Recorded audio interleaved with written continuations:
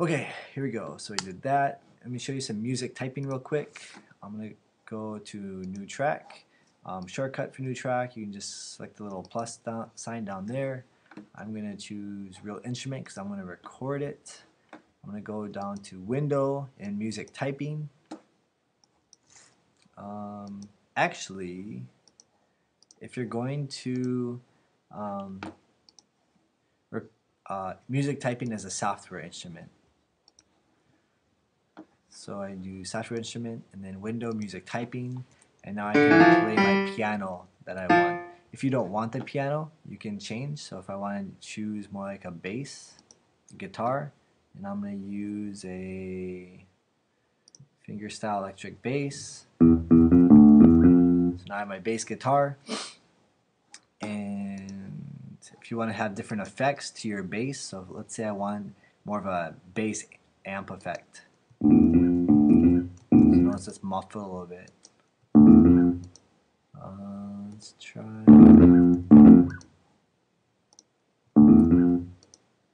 So you can try different.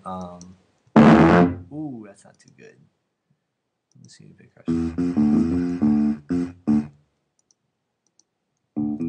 Okay, so right here is your octave. If you want to change your octave, you can basically just hit Z or X, and notice my octaves are going lower, and this is telling the number of the octave, or higher.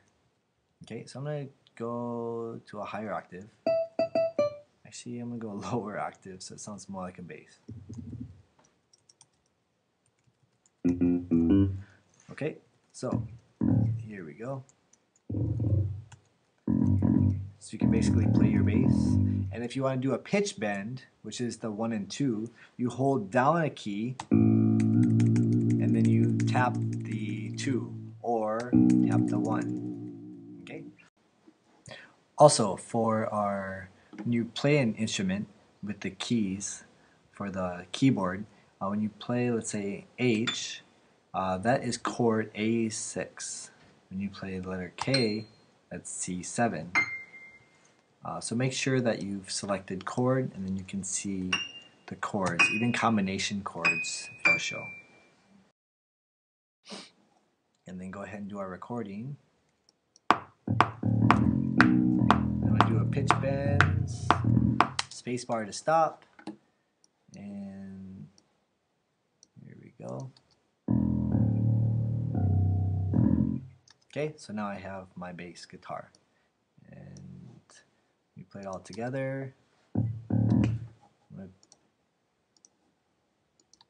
Hello. Alright, so we did music typing with the octaves.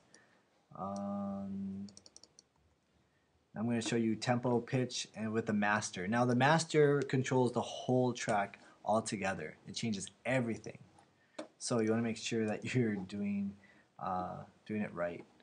So up here in the top right is master track. I'm going to click on master track. Now in master track you have all these options right here.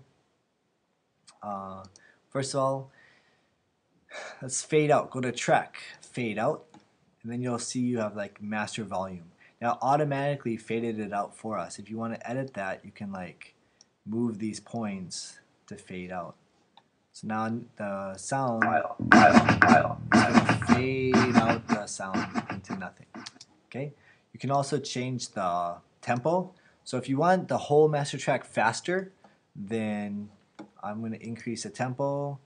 And you can, like, if you want certain parts of your song like slower than others, you can like change the tempo in that, or different instruments faster than the others. You can do that. So watch this. Hello. So it's really fast. So that's an example of an extreme changing of tempo. You can also change the pitch if you want like a higher pitch, like a chipmunk.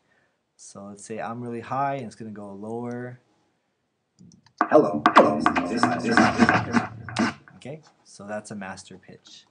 You can also do master effects, similar to what we did with our track effects on the right side. You can click master effect, and then you can choose the effect that you want to do.